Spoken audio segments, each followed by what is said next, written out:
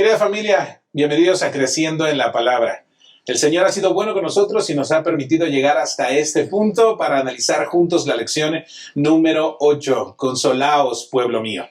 Después de ver en lecciones anteriores cómo el Señor había llamado a su pueblo, cómo había anunciado guerras, destrucción, cómo había buscado abrazar a el pueblo y había sido rechazado en diversas ocasiones.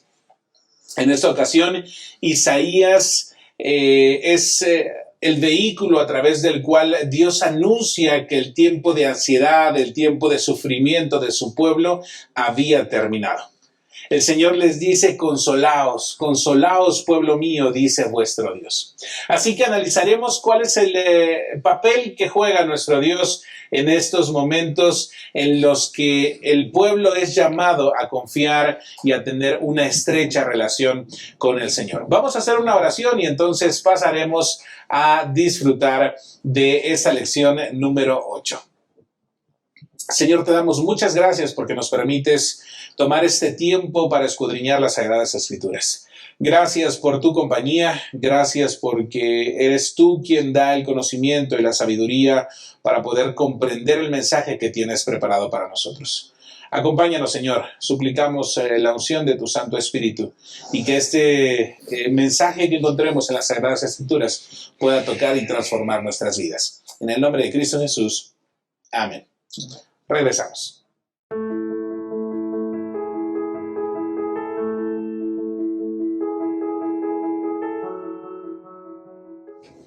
Gracias por continuar con nosotros en Creciendo en la Palabra. En esta ocasión me acompaña el pastor Job Alcázar. Pastor, bienvenido. Gracias, qué amable, qué alegría poderos encontrar aquí nuevamente y juntos estudiar esta lección número 8.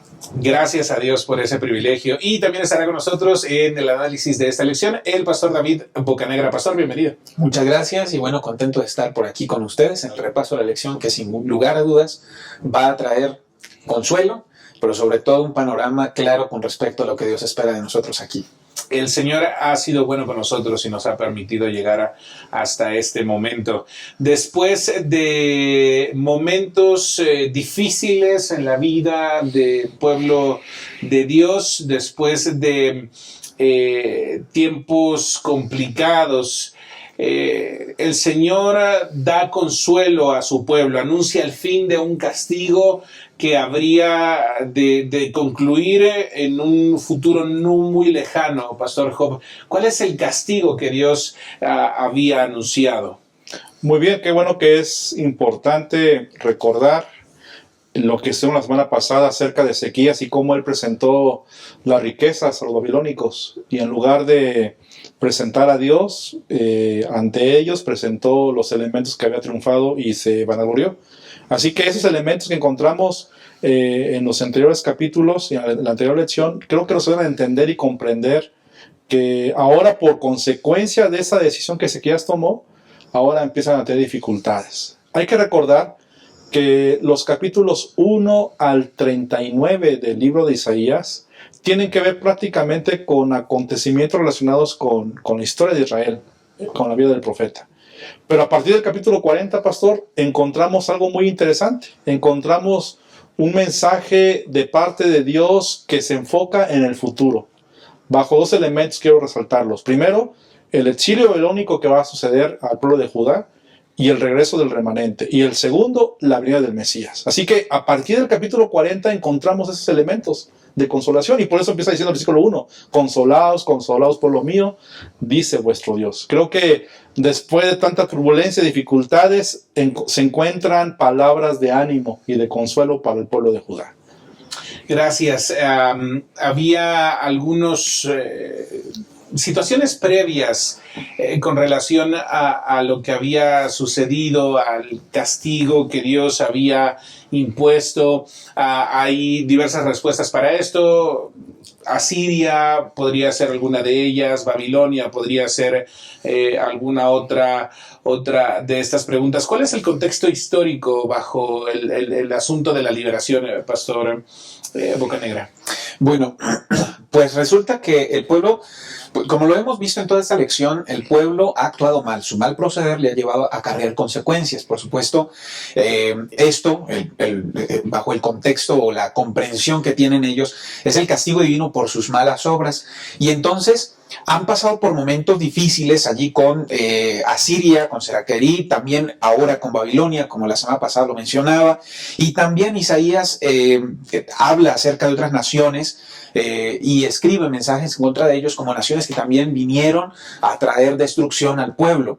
Y en medio de este contexto en donde el pueblo ha sido vez tras vez castigado, donde han visto la opresión bajo los enemigos y la destrucción de muchas cosas que ellos esperaban pudieran permanecer, ahora Dios viene a decirles que hay esperanza. Y me gusta mucho porque los capítulos 40 al 55 va a presentar este libro que se conoce como el libro de la consolación.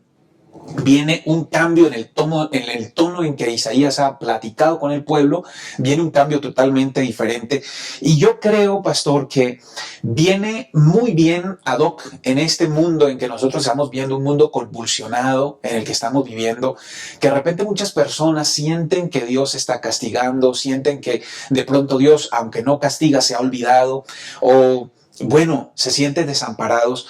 Viene muy bien esta lección a nuestros corazones porque viene a hablar que Dios es un Dios que es misericordioso y que quiere consolarnos con una esperanza particular, y entonces viene aquí a tratar este tema del consuelo para el futuro. Va a hablar acerca de pues el retorno del pueblo de Dios y cómo cuando nosotros buscamos a Dios, Él siempre va a bendecirnos, y cómo Dios siempre traza una línea muy buena para nosotros. Sus planes son de bien, como lo dice el profeta, sus planes son de bien para nosotros. A veces en el momento no lo alcanzamos a percibir, y el pueblo, a partir de este versículo 1, consolad a mi pueblo, dice vuestro Dios, ya empieza a tener una idea distinta o una idea más congruente al carácter de Dios de lo que ha venido en los capítulos anteriores. Definitivamente. Pastor, gracias, Pastor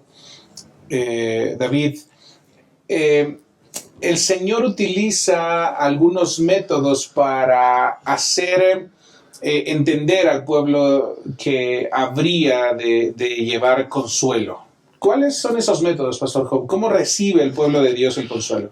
El versículo 3 del capítulo 40 de Isaías dice: voz que clama en el desierto, preparad camino a Jehová, enderezad calzada en la soledad de nuestro Dios. Así que, ¿cómo Dios manifiesta ese consuelo a su pueblo? Y yo creo que es bien lindo saber, hermanos pastores, que Dios tiene siempre formas de manifestar, en este caso, consuelo, y bendición y fortaleza. Y los encontramos aquí.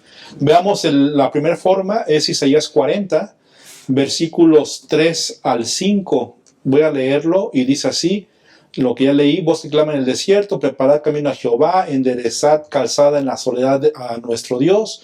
Todo valle sea alzado y bájese todo monte y collado, y lo torcido se enderece y lo áspero se allane.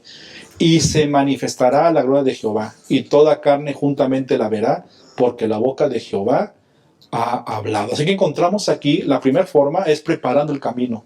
La forma en la cual Dios empieza a manifestar, expresar consuelo para el pueblo de Dios, es preparar la escena del camino. Y ustedes recuerdan que eso se conecta con la obra también de Juan el Bautista. Recuerdo que es la lección de escuela sabática, ¿verdad? Que está en Lucas capítulo 3, versículo 2 al 8, donde también Juan el Bautista prepara el camino del Mesías, ¿verdad? Y encontramos esa forma tan evidente porque el mismo mensajero que prepara el camino ya está trayendo consuelo en ese sentido. Y la segunda forma, que es maravillosa, que ustedes conocen este versículo muy comúnmente, está en Isaías 40, en los siguientes versículos 6 al 8. Voz que decía: da voces, y yo respondí: ¿qué tengo que decir a voces? Que toda carne es hierba y toda gloria como flor del campo.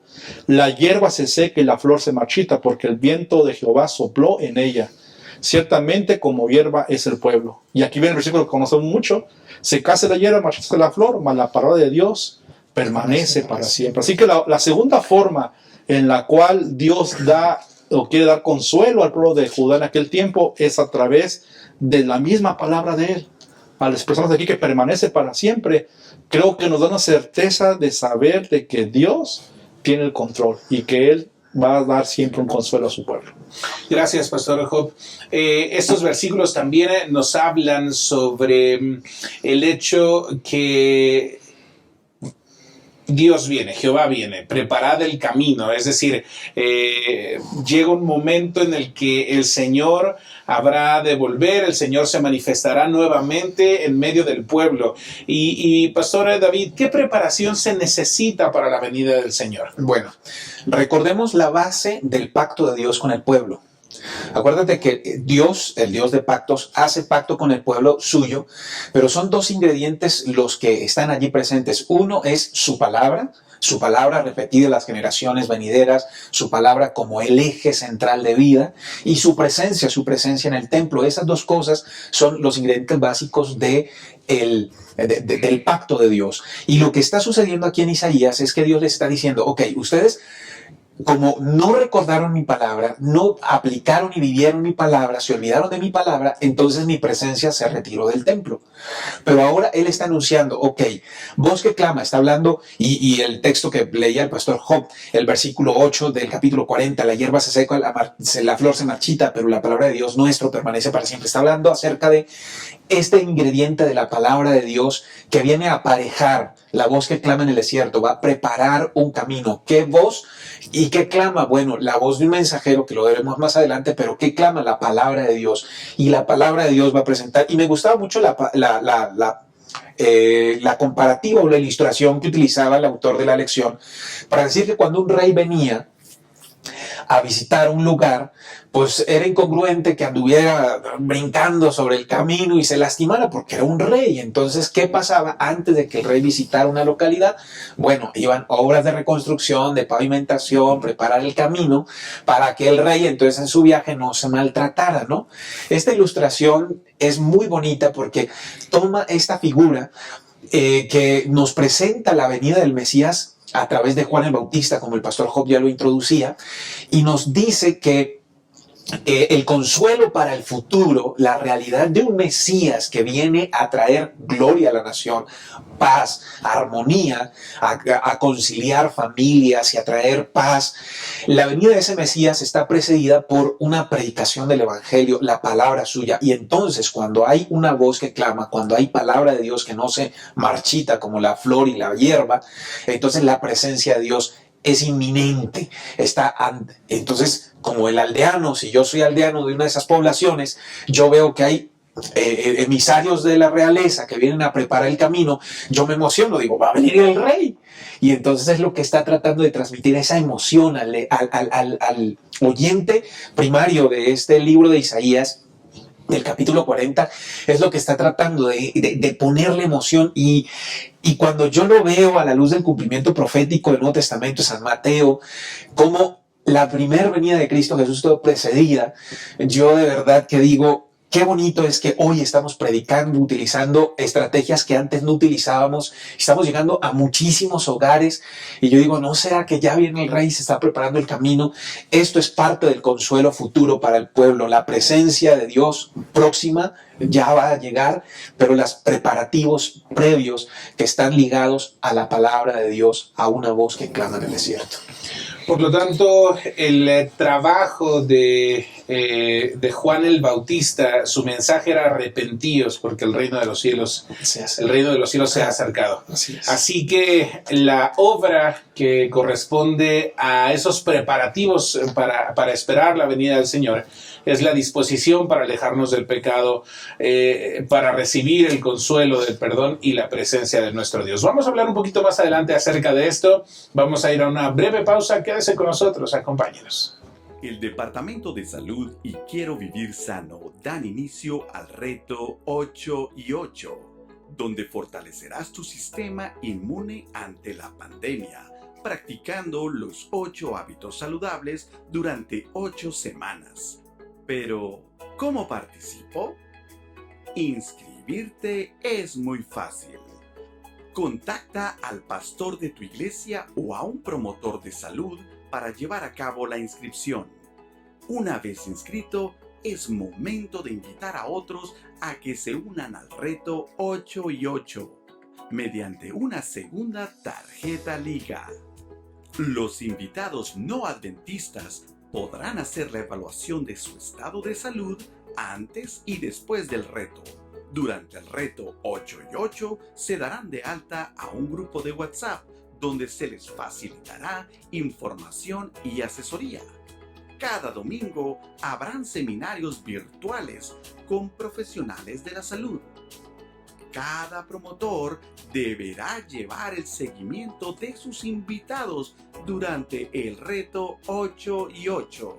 Si cumpliste con el reto 8 y 8, recibirás una constancia de participación, además de la evaluación de salud antes y después del programa. Y finalmente, el promotor de salud invitará a amigos o familiares a tomar el curso bíblico sobre la importancia de la salud espiritual. Recuerda, la fecha límite de inscripción es el 21 de febrero. No esperes más y acércate con tu pastor o director de salud para solicitar la tarjeta liga. Únete a este proyecto evangelístico nacional. Reto 8 y 8.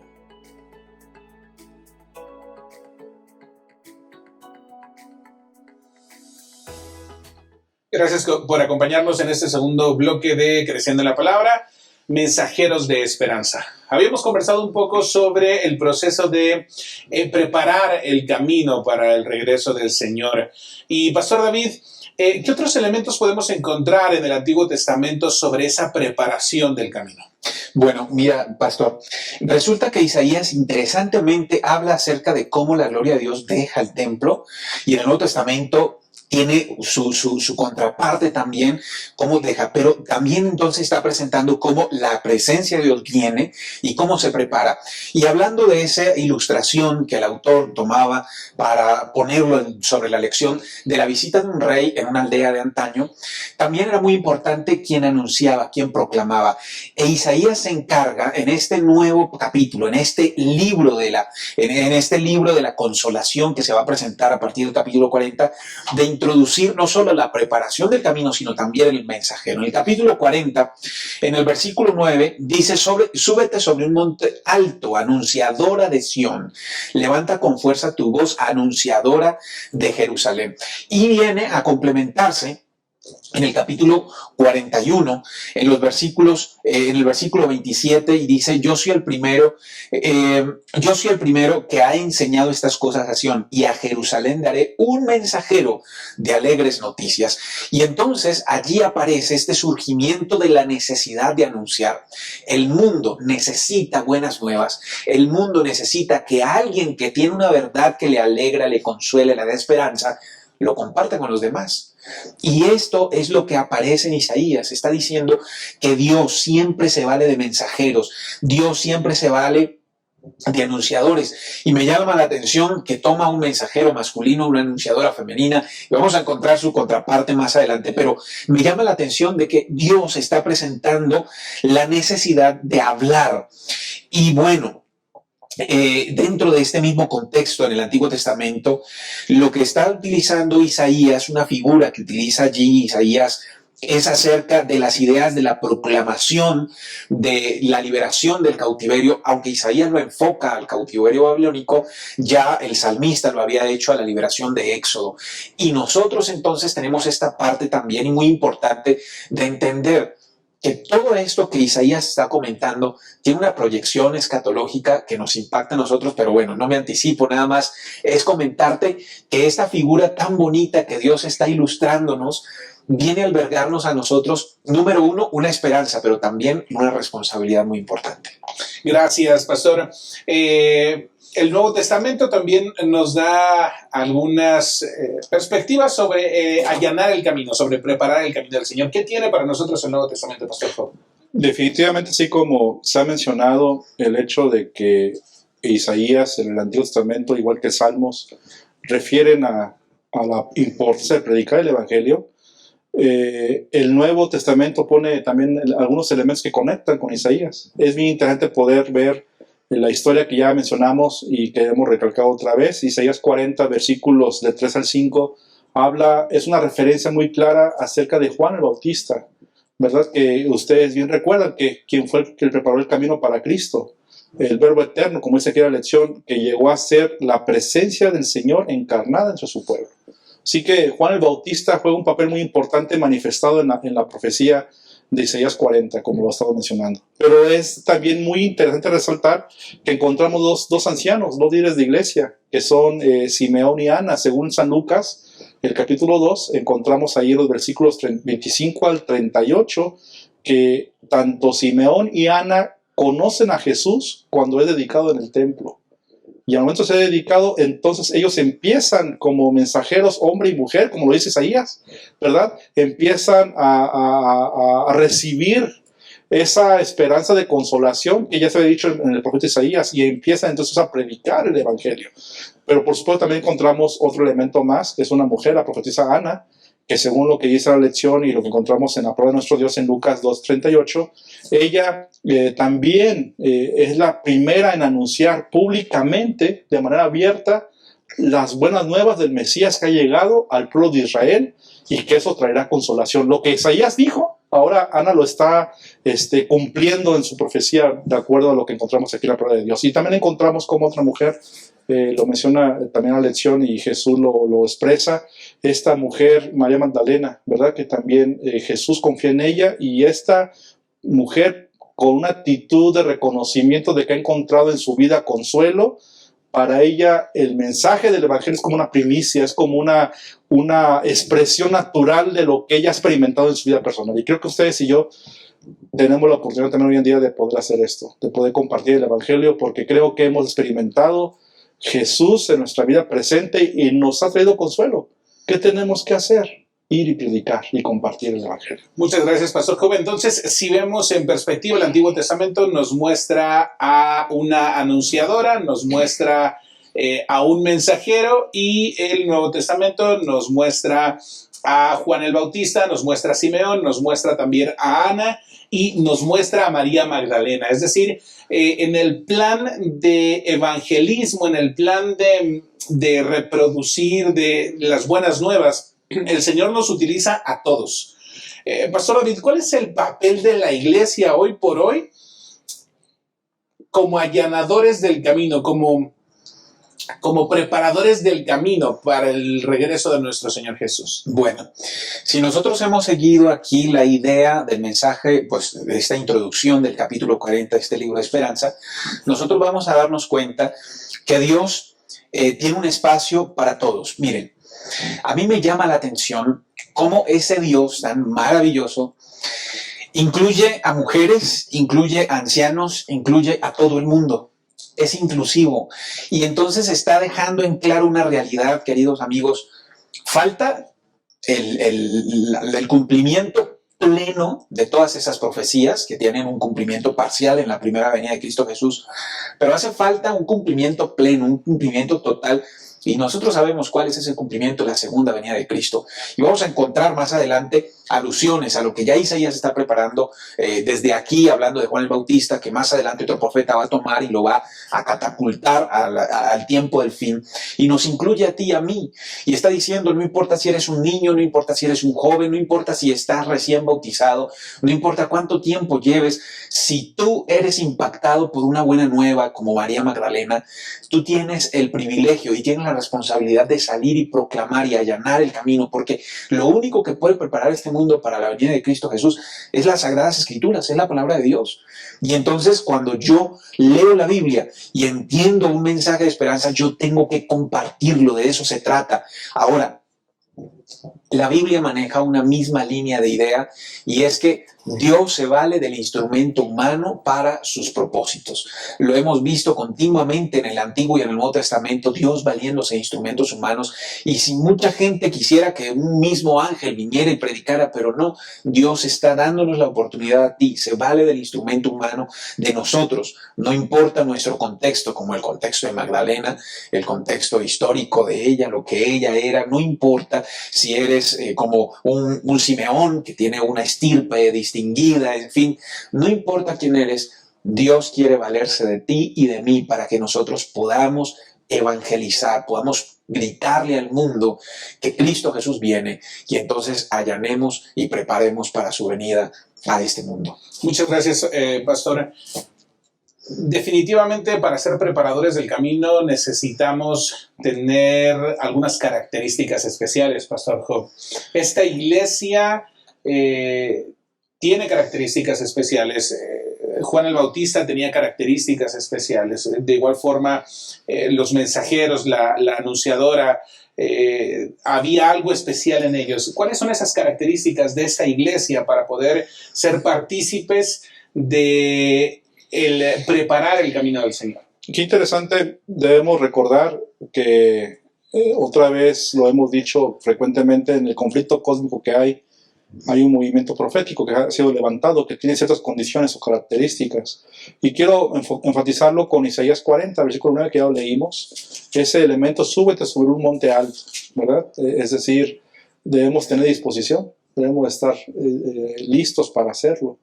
Y esta frase, súbete sobre un monte alto, puede ser aplicada en nuestro contexto diferente, ¿verdad? Usa el internet, usa los medios que tú requieras. Eso implica subirte al monte alto, ¿verdad? ¿Para qué? Anunciadora de Sión, dice aquí el versículo, levanta fuertemente tu voz.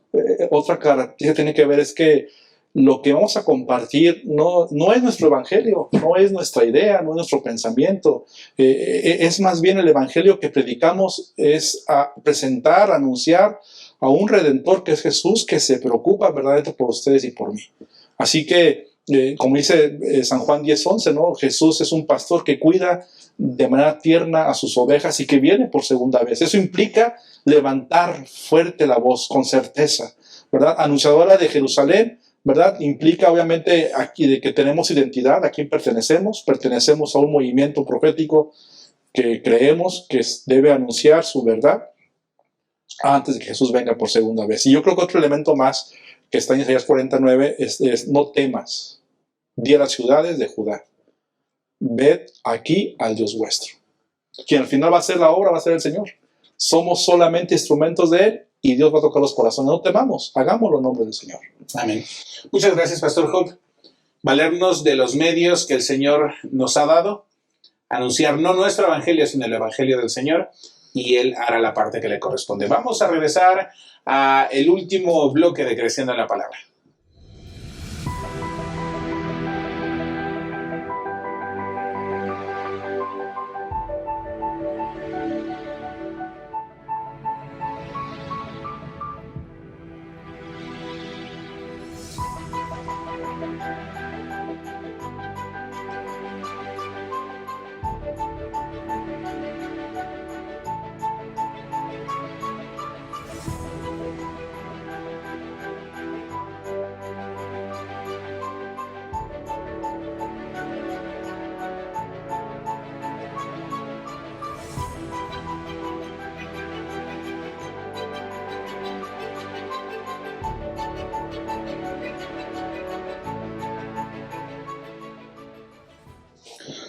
Gracias por continuar con nosotros en Creciendo en la Palabra. Vamos a el último de estos bloques, una relación salvífica. Definitivamente el propósito final de nuestro Dios es salvarnos del pecado, salvarnos de la destrucción final. Y Pastor David, hay algunos elementos que son necesarios para que Dios pueda salvar a su pueblo. ¿Cuáles son estos elementos? Bueno, dentro del proceso en que Isaías está llevando para que la gente comprenda lo que Dios necesita para salvarnos, va a enfocarse particularmente en dos aspectos muy, muy marcados que pues todos los comentaristas del libro de Isaías, el capítulo 40, van a coincidir. Y entonces va a hablar de dos cosas. Lo primero es la misericordia. Porque si Dios no fuera misericordioso, Dios no nos salvaría. Es decir, ¿quién es libre o inocente de pecado? Que levante la mano. Ninguno de los que estamos en esta mesa, y yo estoy convencido que ninguno de los que está del otro lado de la pantalla, podría decir, yo soy inocente de pecado. Todos somos culpables. Y si Dios no fuera misericordioso, entonces no habría salvación para nosotros. De hecho, la misericordia de Dios es la que está trayendo esta restitución. Es por la misericordia de Dios que Él los consuela. Es por la misericordia de Dios que Él da las nuevas buenas de liberación. Y me llama mucho la atención la ilustración. Vuelvo a decir, me gustan mucho las figuras que Dios utiliza y guía a quienes escriben la Biblia para ilustrar al lector o al oyente lo que Él es. Y quiero enfocarme particularmente en el versículo 11 de Isaías capítulo 40.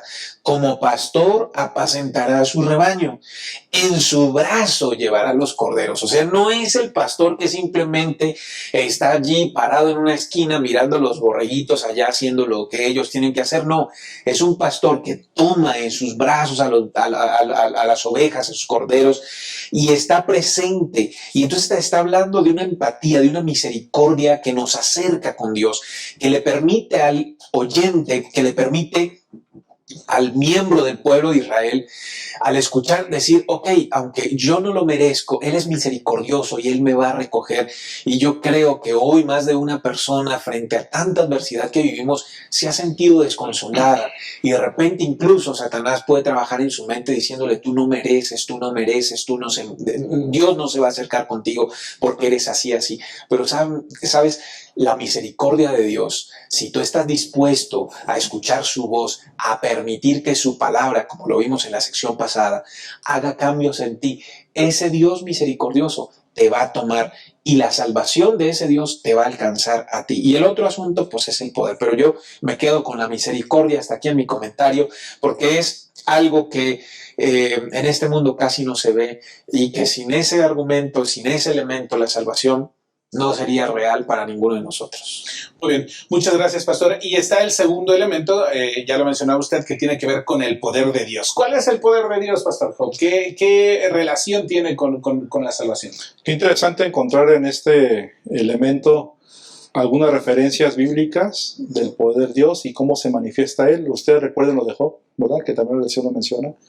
Y quiero mencionarlo ahí en Isaías 40, el versículo 12 al 14, nos hacen preguntas, ¿verdad? ¿Quién ha medido las aguas con la palma de su mano y abarcado entre sus dedos la extensión de los cielos? ¿Quién metió en una medida el polvo de la tierra? ¿Quién pesó en una balanza las montañas y los cerros? ¿Quién puede medir, dice el verso 13, el alcance del Espíritu del Señor? ¿O quién puede servirle de consejero? ¿A quién consultó el Señor para ilustrarse? ¿Y quién enseñó el camino de la justicia? ¿Cuál es nuestra respuesta a estas preguntas? ¿Quién puede hacer eso? La verdad, definitivamente quedamos totalmente insuficientes de manera inmensa, porque en realidad solamente lo hace Dios, y Dios es poderoso. Y esa referencia de Isaías, que tiene como intención con esas preguntas resaltar el poder de Dios, resaltar, así como Job lo hace, también aquí encontramos esa referencia. Así que bajo este pensamiento, creo que nadie nos podemos comparar con Dios. Somos insuficientes, somos limitados. Y creo que un texto bíblico es que Dios nunca se cansa, nunca se agota, no como ustedes y yo, ¿verdad? Que podemos estar agotados, cansados. Y el versículo clave, desde mi punto de vista, para entender que si tú y yo decidimos por Cristo o dependemos de Dios, obtendremos también las fuerzas de Él. Isaías 40:31 dice así, el verso 31. Pero los que esperan a Jehová tendrán nuevas fuerzas, levantarán alas como las águilas, correrán y no se cansarán, caminarán y no se fatigarán. Clara referencia del poder de Dios, de su poderío, que Él es, y eso nos va a conectar a que, por lo tanto, como Él es misericordioso, como dijo el pastor David, y Él es todopoderoso, solamente Él merece adoración. Porque lo conecta al siguiente pensamiento de la lección, ¿verdad? Solamente Él requiere, o más bien, solamente Él merece y es digno de adoración. Y el segundo elemento, su poder nos lo quiere compartir. Cuando confiamos en Él, como dice el texto que ya hemos leído, si esperamos en Él, tendremos fuerzas para sobre su gloria. Isaías comienza a darnos entonces la perspectiva que tenemos un Dios incomparable, un Dios que es toda misericordia, que es todo poder, que no importa cuántas veces los pueblos circunvecinos con sus acciones con su forma de vivir, intentaran semejar al Dios de Israel con sus ídolos, que no importara cuántas veces intentaran colocar el rostro de algo para poder decir, este es mi Dios, el Señor es mucho más que cualquiera de esos ídolos. Y entonces entramos en un punto en el que Isaías comienza a hacerle ver al pueblo que el mayor problema que tenía era la idolatría en la que se encontraba. Era un problema tan grande que Isaías comienza a preguntarles, ¿a qué pues haréis semejante a Dios?